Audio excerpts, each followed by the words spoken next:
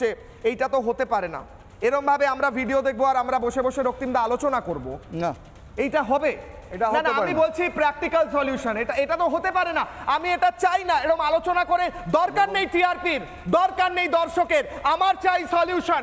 বাংলাদেশের তুলসী মালা পরা একজন হিন্দুকে টানতে টানতে নিয়ে যাবে আর বসে বসে থয় চিং মং শাক বলবে সম্প্রীতি রয়েছে বাংলাদেশে। এটা হতে পারে না স্যার। দেখুন, বোধহয় দিন দশেকে হয়নি যখন আমাদের এখানে তুলসী মঞ্চে লাথি মারা হলো, আর তারপর তুলসীর মালা ধরে টেনে ছিঁড়ে ফেলা হলো।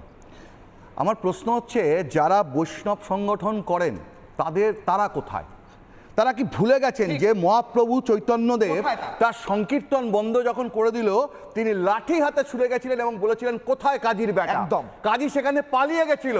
সুতরাং সেখানে কিন্তু অহিংসার কথা তিনি বলেননি। আমরা বারবার ভুলে যাচ্ছি যে আমরা শাস্ত্র যেমন পড়ি তেমনি শস্ত্রকেও পূজা করি।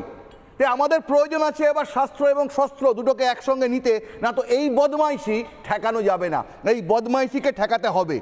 আর দ্বিতীয় কথা হচ্ছে যে কথাগুলো বলা হচ্ছে যে শুধু এই ভদ্রলোক নয়, পরেশচন্দ্র শীল, এর বয়সটা দেখুন, 69 বছর বয়সে একজন বৃদ্ধ মানুষ, 69 বছরের বৃদ্ধ মানুষ।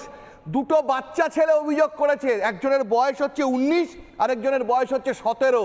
আমরা একবারে পড়ি না, পড়াশোনা করি না তা নয়, আমরা কিন্তু খোঁজ খবর